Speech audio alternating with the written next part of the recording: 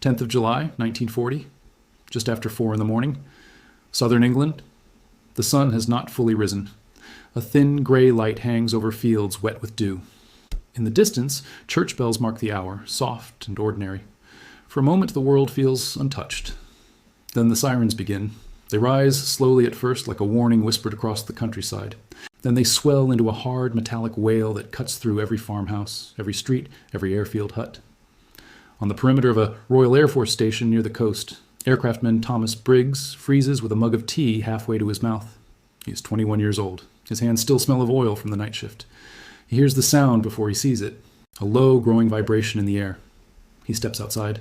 High above, tiny black shapes move across the pale sky. They are distant at first. Then the glint of morning light flashes off wings. The shapes multiply. German bombers, dozens of them, protected by fighters. Briggs feels his stomach drop. He has seen this before, but never in such numbers. Inside the operations room, telephones ring without pause. Map tables fill with markers pushed quickly across the surface by young women in uniform. They track the incoming raids as radar stations along the coast report contacts. Orders are spoken quickly, clearly, without panic. Scramble. Pilots run. Engines roar to life. The sound of Rolls-Royce Merlin engines builds into a thunder that shakes the grass along the runway. Hawker Hurricanes and Supermarine Spitfires lift into the air, climbing hard toward the sun. You can almost feel the strain in the metal as they rise. This day marks the beginning of what history will call the Battle of Britain. For the next several months, the German Luftwaffe will try to break the Royal Air Force. The goal is simple: destroy the fighters, gain control of the sky, clear the way for invasion. The numbers do not favor Britain. Germany has more aircraft, more pilots, more experience from campaigns across Europe. Britain stands alone. And yet, in a brick factory hundreds of miles from the dogfights, another battle is already underway. In a town called Castle Bromwich, near Birmingham, a massive shadow stretches across the landscape. It is not a cathedral or a castle. It is a factory.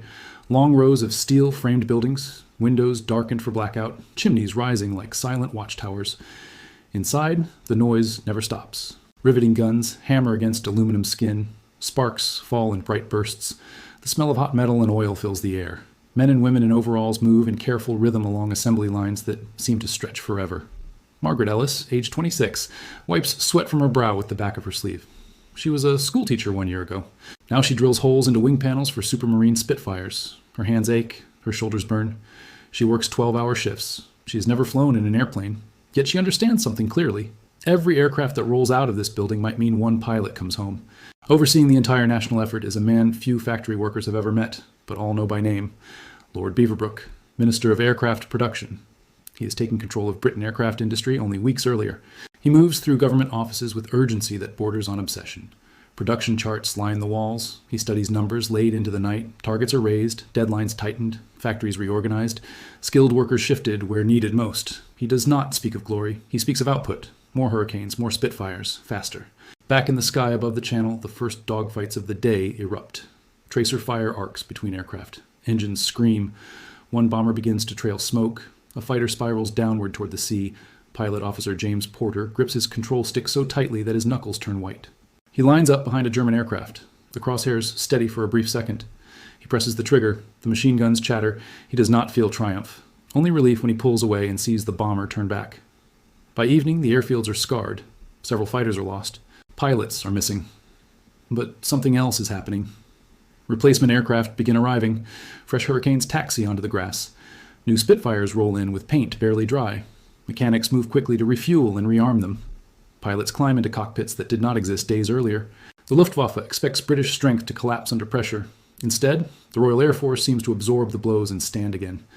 In Castle Bromwich, Margaret and thousands like her continue their shift long after sunset. The factory lights glow behind blackout curtains. Outside, anti-aircraft guns echo in the distance as German bombers search for industrial targets. The workers hear the explosions. They keep drilling. The battle in the sky is visible, dramatic, loud. But the battle inside the factories is quiet, relentless, measured in rivets and engine parts. And as July turns into August, one question begins to shape the fate of the war. Can Britain build fighters faster than Germany can destroy them? London, early May, 1940. The air inside the Ministry of Aircraft Production feels thick, as if the walls themselves are under pressure. Papers stack high on desks. Telephones ring without pause. Europe is collapsing. Norway has fallen. France is trembling. At the center of the storm stands Lord Beaverbrook. He is not a pilot. He is not an engineer. He is a newspaper magnate turned government minister. Thick eyebrows, sharp eyes, restless energy. He speaks quickly and expects others to move even faster. On his first day in office, he studies the production numbers. They are not enough. Not nearly enough. The Royal Air Force is losing aircraft in France. Squadrons retreat across the Channel with fewer machines than they took. Some land with bullet holes stitched across their wings. Others never return. Beaverbrook does not deliver long speeches. He asks short questions. How many hurricanes this week? How many Spitfires next week? Why not more? Across Britain, aircraft factories operate under different systems. Delays pile up. Spare parts sit in warehouses. Rival companies argue over contracts. Beaverbrook sweeps it aside. He centralizes control. He demands daily reports. He pushes aside peacetime habits and replaces them with wartime urgency. When parts are short in one region, he reroutes them from another. When managers hesitate, he replaces them. Some call him ruthless. Others call him exactly what Britain needs. In Castle Bromwich, the factory was once meant to be a showpiece. Built by the Nuffield organization, it was supposed to mass-produce Spitfires at a scale never seen before. Instead, early months brought delays, design changes, and frustration. The assembly lines moved too slowly. The parts did not always fit. The dream of rapid production stalled. Beaverbrook steps in. He sends experienced engineers from Supermarine to take control. He reorganizes the workflow. He demands precision. He demands speed. He demands accountability. The mood inside the factory shifts. Margaret Ellis notices it first in the small details.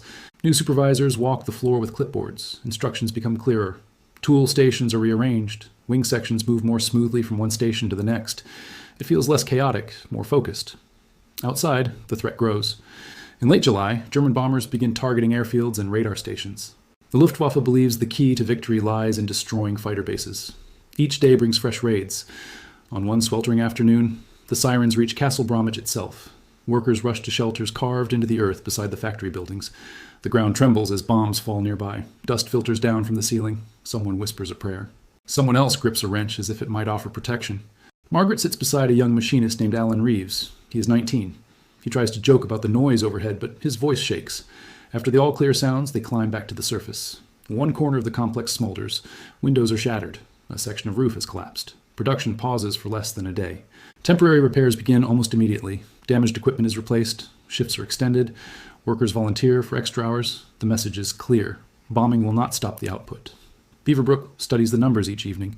Losses from air combat are heavy. Some days, the Royal Air Force loses more fighters than it would like to admit. But the production figures begin to climb. July totals surprise even the skeptics. August climbs higher. Hurricanes roll off lines across the country in steady waves.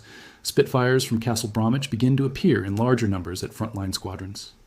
At an airfield in Kent, Pilot Officer James Porter steps toward a newly delivered Spitfire. The paint is fresh, the canopy clear. Mechanics move around it with quiet pride. He runs a hand along the wing. For him, it is not a statistic. It is survival. He knows the Luftwaffe returns each day. He knows friends who did not return yesterday. The sky feels crowded with danger. Yet he also sees something else. There is always another aircraft waiting. The German command believes that sustained bombing will grind Britain down. Intelligence reports suggest British fighter strength must be close to collapse. But the numbers tell a different story. Beaverbrook does not measure victory in dramatic headlines. He measures it in totals, in columns of figures that grow week by week. He knows a simple truth. Air superiority is not decided by one heroic duel. It is decided by endurance, by whether damaged squadrons can be rebuilt faster than they are broken. In the factory, Margaret tightens the final rivets on a wing panel as night settles outside. Her hands are blistered. Her eyes burn from metal dust. She imagines the aircraft she helped build climbing into combat. She does not know the pilot name. She does not know where it will fly. She only knows that tomorrow morning, the sirens may sound again. And when they do, somewhere above England, a fighter built in this factory will rise to meet the threat. 24th of August, 1940, just after midnight. The outskirts of London. The sky flashes white, searchlights cut upward in trembling beams, anti-aircraft guns thud in steady rhythm. Then the first explosions land. Not on docks, not on airfields, on the city itself. A German bomber formation, off course or misdirected, drops its load over London. Fires bloom between rooftops. Glass shatters across narrow streets.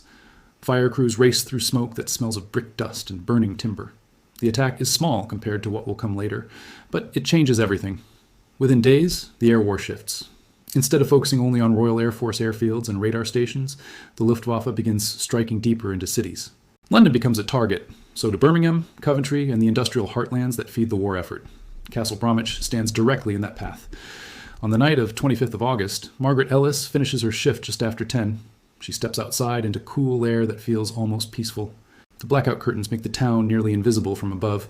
Street lamps are dark, windows are covered. Then she hears engines, not the familiar growl of Merlin engines from test flights. These are heavier, slower, many of them. Sirens follow seconds later. Workers run for cover. Some dive into trenches. Others press against concrete shelter walls. The sound overhead becomes overwhelming, like a storm made of steel. Bombs fall along the edge of the factory complex. The ground jumps. Windows explode inward. A warehouse roof caves in under the force of a blast. Margaret crouches beside Alan Reeves again, their shoulders touching. Dust fills the air so thick that breathing feels like swallowing sand. When the all-clear finally sounds, dawn is close. Smoke drifts across the assembly halls. Sections of the plant are damaged. A row of nearly completed Spitfires stands scarred by flying debris. One has lost part of its wing. For a moment, the scale of destruction feels impossible. Then the supervisors gather the workforce. Production will resume, not next week, not after full repairs. Today. Engineers walk the floor with determination that borders on defiance. Damaged aircraft are pushed aside. Usable parts are salvaged. Temporary roofing is erected. Power lines are rerouted. By afternoon, riveting guns echo once more through the hall. It is not perfection, it is survival. Across southern England, Royal Air Force squadrons face their hardest days yet. Early September brings wave after wave of German aircraft. Some days see hundreds crossing the channel. Radar stations track them. Controllers direct fighters into climbing interceptions. Pilot Officer James Porter lifts off into a sky already streaked with contrails. The sunlight glints off dozens of enemy bombers. He feels small in comparison to the formation ahead. Combat is chaotic. Aircraft twist and dive. Machine gun fire flashes past cockpit glass. Smoke trails mark the sky like scars. He sees a fellow pilot forced to bail out. A parachute blooms white against blue. He does not know where the man will land. He cannot look long enough to find out. By evening, the squadron is exhausted. Aircraft sit riddled with holes. Some pilots are missing. And yet, on the edge of the airfield, transport lorries arrive. Replacement fighters, fresh from factories that worked through the night under threat of bombing. The numbers begin to tell a quiet story. German planners expected British resistance to crumble under sustained attack. They calculated that fighter losses would outpace production. They believed the Royal Air Force would run out of machines, then pilots, then hope. But British output continues to rise. In August alone, aircraft production reaches levels few thought possible earlier in the year. Hurricanes remain the backbone, sturdy and numerous. Spitfires, faster and more agile, appear in growing numbers thanks, in part, to Castle Bromwich increased efficiency. Lord Beaverbrook studies the reports in his London office while bombs fall within earshot. Windows rattle. Staff members glance upward with each distant explosion. He barely looks up from the papers. He is focused on totals, losses versus output. For every aircraft destroyed, how many leave the factories? The margin is thin. Some days it favors Germany. Some days it favors Britain. But over time, the balance begins to shift. The Luftwaffe continues to strike cities, believing terror will weaken resolve. Instead, the bombing hardens it. Margaret notices something different among her co-workers after the raids. Fear remains. No one pretends otherwise. But beneath it lies a quiet resolve. Each aircraft completed feels like an answer. Not an act of revenge, not an act of pride, an act of endurance.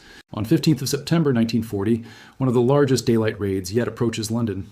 Radar screens fill with markers. Fighter squadrons scramble in waves. James Porter climbs again into a Spitfire built weeks earlier in Castle Bromwich. He pushes the throttle forward. The engine roars. High above the Thames, hundreds of aircraft converge. The sky becomes a swirling battlefield visible from the streets below. Londoners look up between air raid sirens and see their defenders climbing. By late afternoon, many German bombers turn back. Losses are heavy on both sides. But the Royal Air Force still stands, and in factories across Britain, the assembly lines never truly stopped. 16th of September, 1940. Dawn. Castle Bromwich. The factory yard smells of wet concrete and smoke from distant fires. A thin mist hangs low over the rail tracks that feed raw materials into the complex. Night shift workers step out into pale morning light, faces smudged, shoulders heavy. Inside the main assembly hall, a line of nearly finished Spitfires waits in silence. Their wings stretch outward like resting birds. Margaret Ellis stands beside one fuselage with a clipboard in hand. She never imagined she would be checking serial numbers on fighter aircraft. A year ago, she corrected school essays in a quiet classroom. Now she checks control cables, fuel lines, rivet seams. Her hands move with confidence. The transformation did not happen overnight.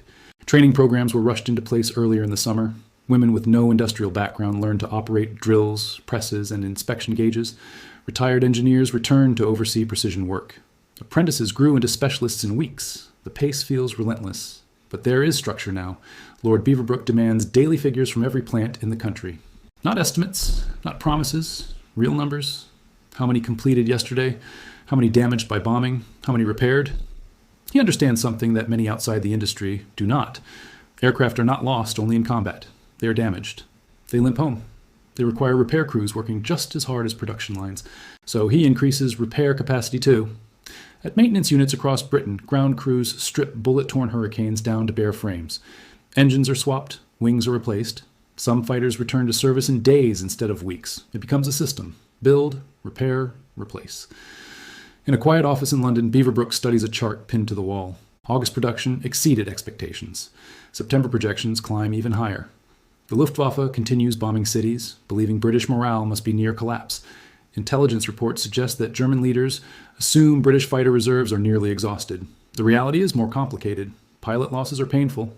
Training replacements takes time. Fatigue shows in every squadron. But aircraft numbers remain stubborn. They do not fall to zero. They do not even collapse. On a windy afternoon in Kent, James Porter walks past a row of newly delivered Hurricanes. Their camouflage paint is fresh, their roundels bright. He feels a flicker of surprise. He expected shortages by now. Instead, there are machines waiting for pilots. He climbs into one of them during a scramble that afternoon. The sky is crowded again. German bombers approach in formation, their escorts weaving above. James pulls back on the stick and climbs toward the sun. Below him, the English countryside looks almost peaceful. Green fields, small villages, thin roads winding between hedgerows. Then the first explosions ripple through the air. He focuses on one bomber drifting slightly behind the formation. He closes the distance carefully. His heartbeat is loud inside his headset. He steadies his aim and fires. The bomber begins to descend, smoke trailing. James breaks away. He does not watch it fall. When he returns to base, his aircraft carries fresh holes in the wing. Ground crew members move toward it immediately. One of them pats the fuselage almost affectionately. This one will fly again. Back in Birmingham, Margaret hears of heavy fighting over London. The news spreads quickly along the assembly line. Some workers have family in the capital. Faces grow tight with worry. Still, the work continues. Another Spitfire rolls forward for final inspection. Its propeller gleams under factory lights. Margaret runs her hand along the smooth metal skin. She feels no illusion that this machine will change the war alone, but she knows that somewhere a pilot will rely on it. The bombing of cities, known later as the Blitz, intensifies as September turns to October. Night after night, German aircraft cross the channel. Fires burn across London docks. Coventry will soon face devastation. Factories are hit, rail lines are cut, workers are killed, and yet production totals remain high. Some plants disperse their operations into smaller workshops to reduce vulnerability. Parts are manufactured in garages, warehouses, even converted bus depots. Final assembly draws components together like pieces of a puzzle scattered across the country. It is messy, improvised, imperfect. It works. By early October, German daylight raids begin to lose momentum. Fighter losses mount. Pilots are strained. Weather turns less favorable. The Royal Air Force remains in the sky. The expected collapse never arrives. In his office, Beaverbrook reviews the latest figures. He does not celebrate. He does not relax. He knows the margin has been thin, but the numbers tell a quiet truth. Britain built fighters fast enough. In Castle Bromwich, Margaret steps outside after another long shift. The sky above is dark, streaked faintly by searchlights in the distance. She looks up. Somewhere beyond the clouds, aircraft she helped build are flying patrol. She feels tired beyond words. But she also feels something steady. The factory did not surrender. The assembly lines did not fall silent. The output did not fail. And because of that, the sky over Britain still belongs to those who defend it. 31st of October, 1940. Late afternoon. Southern England. Cloud cover hangs low and heavy over the channel. The air feels colder now. Autumn has arrived quietly, carrying with it shorter days and longer nights. On a grass airfield scarred by months of combat, Pilot Officer James Porter stands beside his Spitfire and looks toward the gray horizon. The tempo has changed. The massive daylight raids that once filled the sky with hundreds of aircraft have slowed. They have not vanished, but they no longer dominate the daylight in the same way. Inside the operations room, map tables show fewer incoming formations. Radar stations still scan the coast. Controllers still speak in calm, clipped tones. Yet something feels different. The worst is past. No grand announcement marks the shift. No single battle ends the struggle. Instead, it fades gradually, like a storm losing strength. German plans for invasion required control of the air. That control never came. The Royal Air Force still stands. James climbs into his cockpit for what will be one of the last major patrols of the campaign. He straps in, checks instruments, signals to the ground crew. The Merlin engine roars to life, familiar and reassuring. He lifts off, wheels folding upward. Below him, England stretches in muted colors, fields divided by hedges, rivers winding toward the sea, factory roofs patched from bomb damage, railway lines repaired again and again. He thinks of the months behind him, the friends lost, the exhaustion, the constant tension of watching the sky. He also thinks of the aircraft itself. He knows it was built somewhere inland by hands he will never meet. In Castle Bromwich, Margaret Ellis ends her shift early that evening. Production targets for the month have been met, exceeded even. The factory floor still hums, but the pace has settled from desperate to determined. She walks past a row of completed Spitfires awaiting transport. Their shapes are unmistakable now. Sleek noses, elliptical wings, machines designed for speed and survival. She pauses beside one and rests her palm against the cool metal. She has heard rumors that German focus has shifted, that invasion barges gathered across the Channel are no longer being prepared in the same way, that the Royal Air Force has denied the enemy what it needed most, air superiority. She does not celebrate loudly. No one does. There are still bombs at night. The Blitz continues. Cities burn, families sleep in shelters. The war is far from over, but this chapter has closed. In London, Lord Beaverbrook reviews the final reports for October. Aircraft production numbers remain high. The feared collapse never materialized. He understands what the figures represent, not just metal and engines. Time. Time gained for Britain to strengthen defenses. Time for allies to prepare. Time that will shape the larger war in ways no one fully sees yet. He sets the papers down. The strategy was never about one factory alone. It was about coordination, repair units working alongside assembly lines, managers adapting under pressure, workers refusing to stop after bombs fell, pilots trusting that replacements would arrive. But Castle Bromwich stands as a symbol of that effort. At its peak, the factory becomes one of the largest producers of Spitfires in the world. Thousands will eventually leave its lines before the war ends. In 1940, when the outcome seemed uncertain, its rising output sends a quiet message. Britain is not running out. For American viewers watching from across the Atlantic in that year, the Battle of Britain would soon become a headline. Radio reports speak of dogfights over London. Newspapers describe a small island standing alone. What those reports rarely show are the factory floors, the women learning to drill and weld, the engineers sleeping beside their drafting tables, the rail workers hauling engines through blackout nights, the repair crews patching torn wings before dawn. Victory in the sky was built on the ground. On that final patrol of October, James banks his Spitfire over the coast and looks down at the Channel. The water below is restless, gray under shifting clouds. Somewhere beyond the horizon lies an enemy that once seemed unstoppable. He feels no hatred, only relief. He turns back toward land. The wheels touch down smoothly on the grass runway. Ground crew members move in as the engine winds down. The propeller slows, then stops. For the first time in months, the sky above southern England feels wide and open. The Battle of Britain does not end the war. Hard years lie ahead. New fronts will open. New factories will rise. American industry will soon join the effort in ways that change the scale of conflict entirely. But in the summer and autumn of 1940, when invasion felt possible and defeat seemed near, one truth emerged. Britain built fighters fast enough. One factory, strengthened by national coordination and relentless effort, helped ensure that the Royal Air Force could rise again each morning.